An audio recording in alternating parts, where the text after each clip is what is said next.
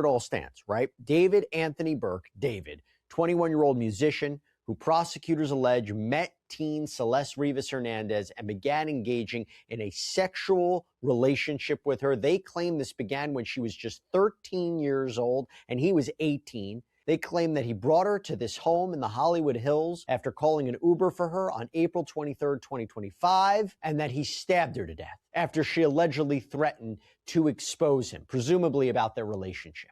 And he is accused of dismembering her. Her remains were found in an impound lot in a Tesla, allegedly registered to him back in September. And after a multi-day preliminary hearing, a judge has now ruled there is enough evidence for him to stand trial on charges of first-degree murder with special circumstances, continuous sexual abuse of a child under 14, and unlawful mutilation of human remains. He's pleaded not guilty to all the charges.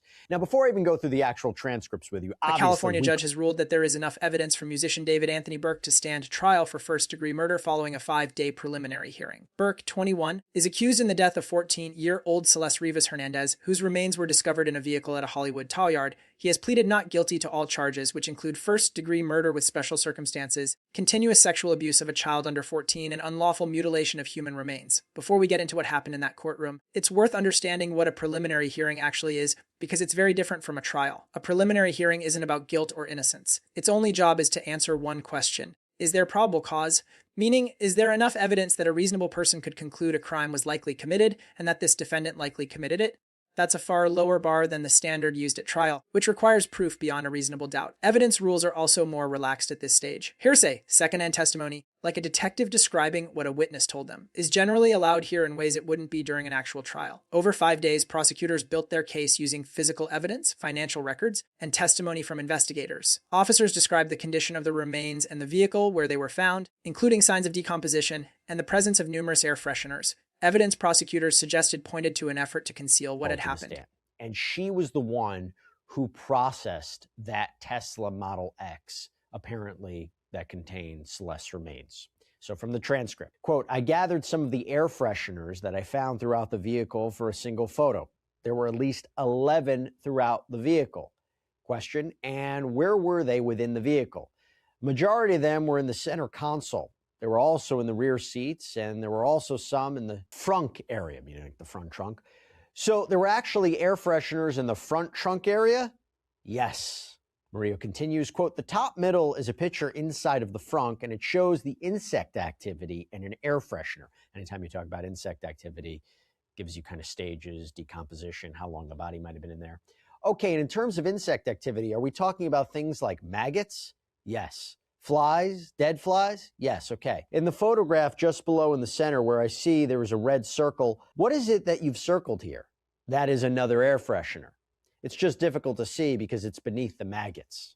So legally, this is important. If you're trying to show this is David's car, how long has the body been in there? Would it have been impossible for him to know if he went to that car at any point or was driving that car, you don't see what's going on here? And why so many air fresheners? Is it to mask the decomposition smell? To show he knows what happened to Celeste, that he did this. 2 chainsaws were recovered from Burke's garage, along with what investigators described as presumptive blood evidence. 2 chainsaws were recovered from Burke's garage, along with presumptive blood evidence. We know, based on Julia Deng's reporting from inside the courtroom, that horrific autopsy photos were shown to the gallery. LA County Deputy Medical Examiner Dr. Grant Ho testified about the autopsy findings, confirming that his office had ruled her death a homicide, 2 penetrating wounds. He also went into detail about the dismemberment of Celeste's remains, noting that it was possible a power tool like a chainsaw. Remember, there were 2 chainsaws found in David's garage, could have been used. There was also a missing chainsaw as well. But because of the severe level of decomposition, it is difficult to pinpoint an exact time of death or dismemberment. This is according to the doctor's testimony. I did a whole episode on Sidebar about financial testimony indicated that Burke earned an estimated $10 to $11.5 million between 2023 and 2025 through his music career. Now, DA Beth Silverman asked Gregor about David's earnings from things like albums and merchandising. Quote, question, how much money did the defendant generate between 2023 and 2025? Answer, I would say he's roughly earned close to $10 to $11.5 million. Prosecutors also highlighted that properties had been transferred out of Burke's name and into his mother's. Testimony suggested this move was intended to shield assets from a potential civil suit. Finances that involve paying bills. And we reported early on in the case that David had apparently transferred properties from his name to his mother's name. This is from the transcript. Quote, question, and why did you tell her she should move the properties from under the defendant's name since they were his homes purchased with his money to her in her name? Answer, the understanding was the Hempstead house was for the family, so we moved title. Do you remember testifying that the reason that you told her to do that was to protect the estate from any civil suit so the victim's family wouldn't be able to obtain those or get access to that money? I do recall, yes. So argument. This evidence was used to support what's called a special circumstance allegation of financial gain. I don't know if they're going to do that. Something I'm suspecting. Okay, day 2 of the prelim. And this is where we got more insight into just how much money David's music career was bringing in. And by the way, when we talk about killing for financial gain, that's a special circumstance, right? This is a way that the prosecution is trying to get the higher penalties, the death penalty. Let's pause on that term because it matters a lot here. In California, special circumstances are specific aggravating factors that, if proven, make a murder charge eligible for the harshest penalties, up to life without parole or the death penalty. Prosecutors alleged 3 lying in wait, meaning the killing involved ambush or concealment, financial gain, meaning the killing was motivated by protecting or securing money, and witness murder, meaning the killing was meant to silence someone from testifying or reporting a crime. The defense pushed back hard on all 3. In the defense's cross-examination of Mr. Greger, David's attorneys really drove home the point that then 18-year-old David, he was out on his own for the first time. He was naive to the ways of the world. This is by his attorney, Ms. Bednarski. You told us that Robert Morgenroth was engaged to be the person who was on the ground in LA, right? Correct. And he was really here to manage David's day-to-day, right? That's correct. And to your knowledge, David had no family members living in Los Angeles, right? Correct. And that was his first independent living experience to come to LA for his music career? Correct. Now, I suspect an argument will be that the defense... Attorneys argued the evidence showed concealment after the fact, transporting and disposing of remains, but not proof of who committed the killing, or that it was done with malice aforethought. The legal standard required for a first-degree murder conviction, meaning genuine intent to kill or extreme deliberate indifference to human life. The defense also argued that lying in wait didn't fit the circumstances, since testimony indicated the victim herself had repeatedly asked to come to Burke's home that night. Killing for financial gain, the murder of a witness, it doesn't fit here. Quote, and here the evidence does not support a finding of killing by lying in wait. Ms. Hernandez knew and expected Mr. Burke to be home. In fact, she demanded to come over. I think we heard a recitation of more than 7 or 8 demands by her insisting on coming over and insisting on coming over on that day. She was asking over and over, and he continued to try to convince her otherwise with excuses like his parents were in town, like she should wait until after his trip to Singapore, asking why did she need to come right now before that trip, repeatedly trying to get her not to go. In fact, telling her no, but she insisted and set the time and place. On the financial gain circumstance, the defense argued that protecting a music career isn't a recognized concrete financial interest under California law. Sense. Quote, the proof of economic benefit presented here was too attenuated to satisfy the legal standard. The theory appears to be preserving prospective music career, but that is not a concrete financial interest under the law. No California case extends the circumstance here. Special circumstance alleged here to preservation of future earning capacity, and that's the theory here. And she again pointed out that David didn't seem interested in anything to do with his finances. He let other people handle all that. Quote, we heard extensive evidence of Mr. Burke's lack of engagement with his finances, lack of interest, never asking any questions. There is no evidence whatsoever his contract was ever explained to him or discussed. And as I mentioned, there's the argument that Celeste never had any intention. And on witness murder, they pointed out there was no indication the victim intended to report anything to police.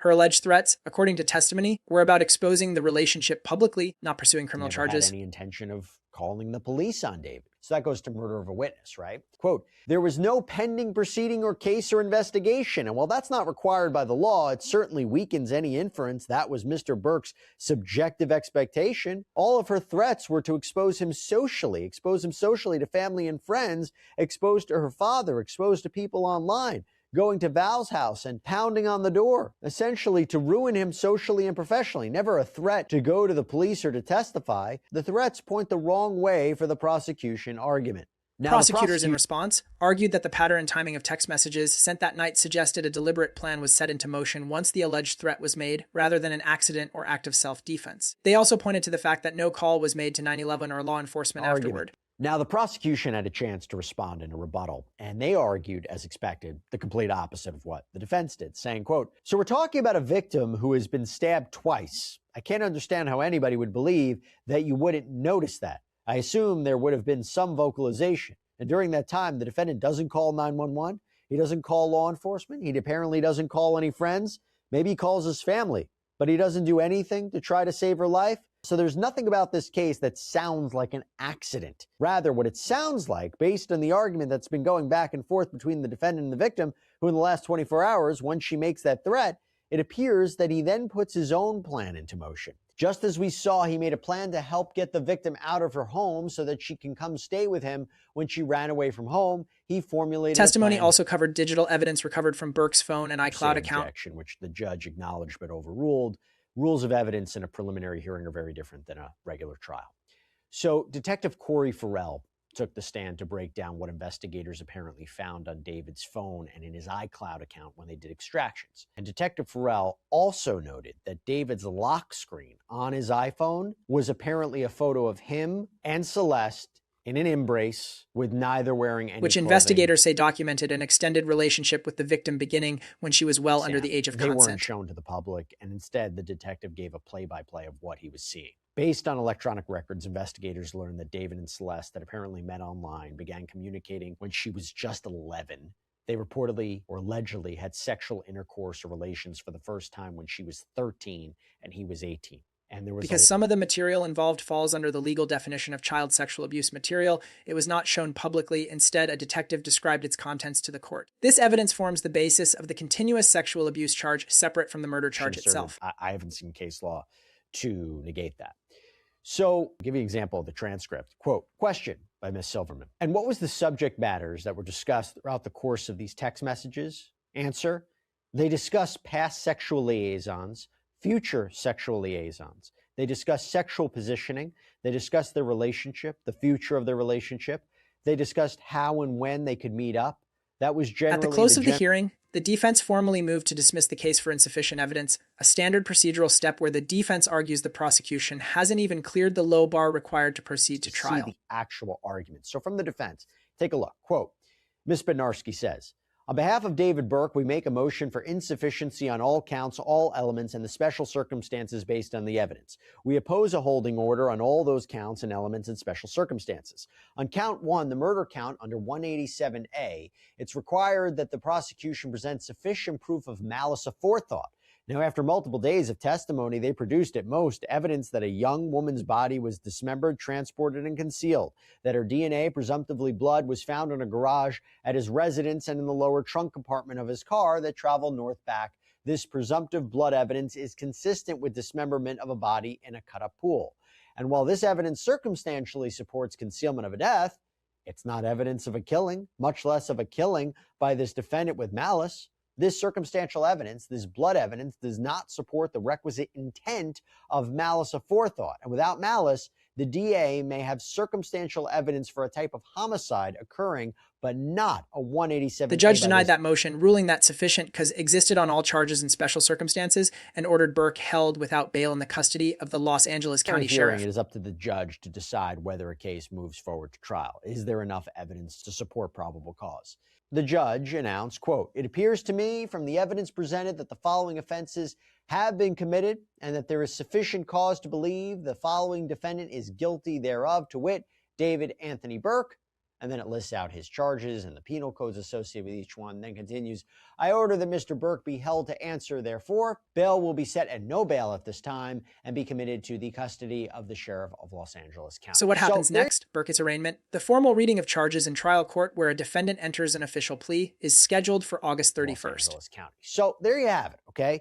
As DA Nathan Hochman said, this is a fraction of the evidence his team will present at trial. We did a whole other sidebar about potential gaps in the prosecution's case, how they may address it, with what kind of evidence. But look, these transcripts are a front row view to what the prosecution's case looks like a little bit and what evidence they will present and the defense's response, the defense's strategy. Arraignment is currently scheduled for August 31st. The formal charges, the formal reading of the charges will happen then. I spoke to DA Nathan Hochman last week where we know there has been no announcement of the death penalty as of yet, indicated his office office would be open to hearing a plea offer should David wish to go that route. I am wondering if the death Prosecutors penalty have not yet announced whether they'll seek the death penalty, though the DA's office has indicated it would be open to a plea agreement. It's important to remember a preliminary hearing ruling is not a verdict. It simply means the case will move forward. What we saw over these 5 days was prosecutors laying out their theory and the defense previewing the arguments they'll likely make at trial, around intent, around the special circumstances, and around what actually happened inside that house. The real test of that evidence still lies ahead.